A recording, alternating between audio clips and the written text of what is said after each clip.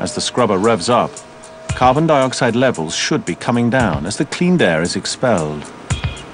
What you're looking at is carbon dioxide concentrations in the ambient air, and I'm measuring it from that tube up there. So you're basically a walking carbon dioxide meter, and Yeah. I am your computer slave. Yes.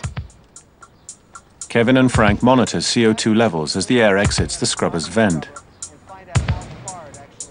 30 meters from the scrubber, the levels are roughly 380 parts per million. Okay, so 385.2. 385 is exactly what you would expect. Carbon dioxide levels close to the scrubber should drop. So we should see something there. No, still 385. Yeah, I'm okay. Are we seeing anything? No, still 386, 87. Oh, here it goes, it's okay. dropping. 320, 307, 290. Wow, it's All dropping right. like a stone. All right. 195. So we're measuring the exhaust. 120, 114, this thing's collapsing. Dramatic. A sensor inside the machine confirms an 80% drop in carbon dioxide in the air leaving the scrubber. We are capturing all of this carbon right now. While it's still early in the test, the news is very good.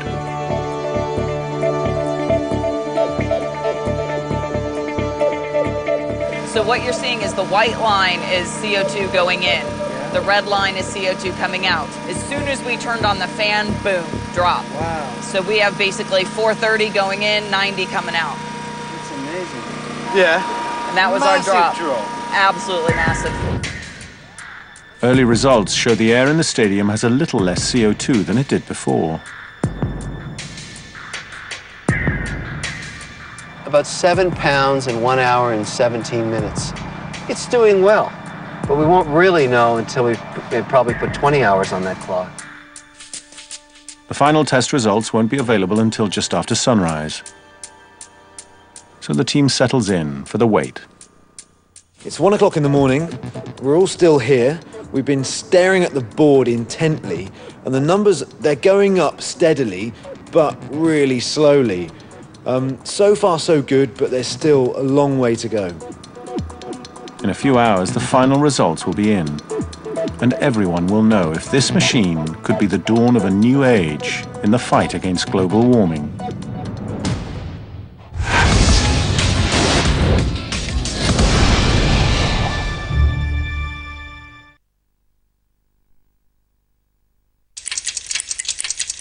Tudo pode mudar em alguns segundos. Uma decisão tomada num instante pode salvar uma vida ou destruir um sonho. Em muito pouco tempo, pode-se perder o controlo, com consequências dramáticas. Chegaram os novos episódios de Destruído em Segundos. Às segundas-feiras às 22h10, só no Discovery. Por que razão o milho é usado como fonte de energia? Por que razão os grãos de café se podem transformar num despertador? Por que razão a água pode atravessar o aço? Nunca voltará a ver as coisas da mesma maneira. O mundo está cheio de perguntas. É hora de saber as respostas. O porquê das coisas. Estreia sábado 29 de agosto às 21h15. Só no Discovery.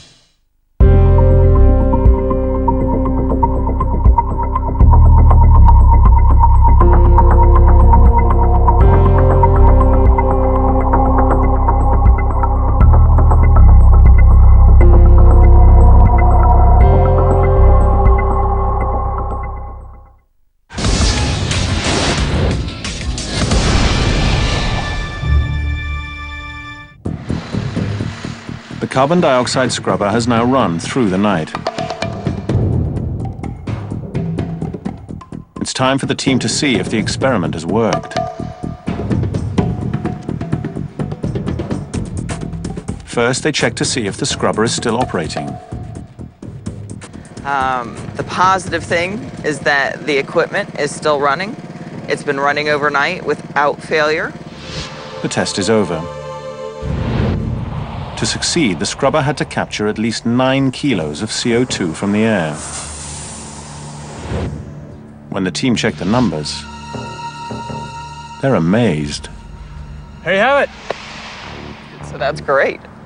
We're done. We're done. 51 pounds, average of 11.8 pounds a kilowatt hour. That's There you pretty have good. it. Yeah. What a relief. It's awesome. Yeah. I think the efficiency is about twice what we expected, so that's awesome.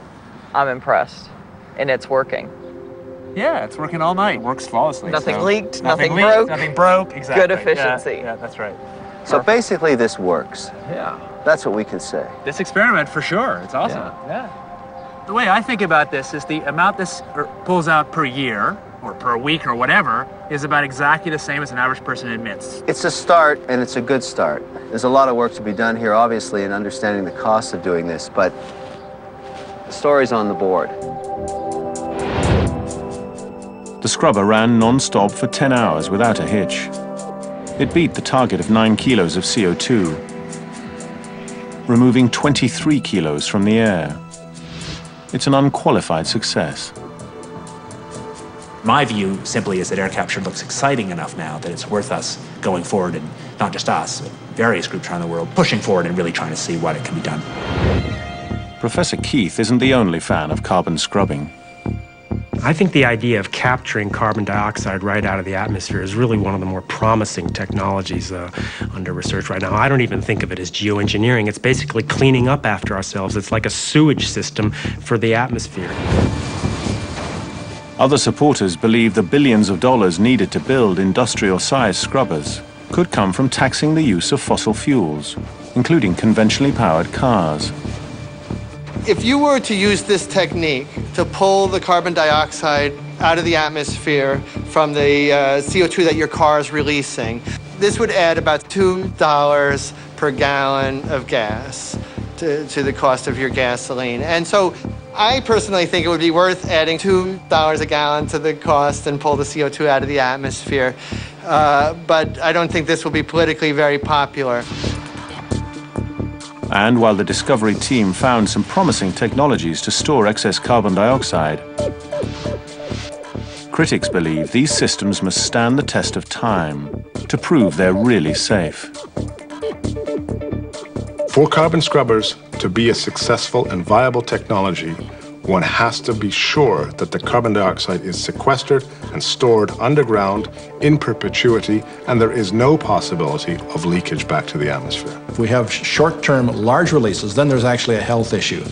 The carbon dioxide in large concentrations could cause asphyxiation of humans or other life forms. I think it's 100% safe, but I would still feel a little queasy if it were stuck under my house. But perhaps the greatest risk is complacency.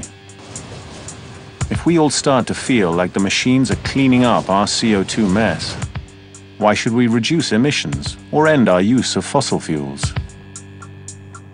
The problem with thinking that we're going to remove carbon dioxide in large amounts from the atmosphere is that many people use it as an excuse for continuing practices that we know are disastrous now, on the premise that we're going to have solutions to those practices in the future.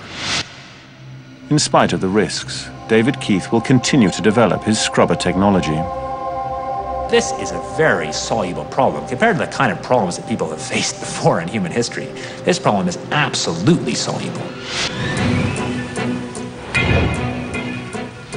Geoengineering strategies to remove carbon dioxide from the air, to find new sources of energy, and to lower the temperature of our planet must never be mistaken for the only way to combat global warming.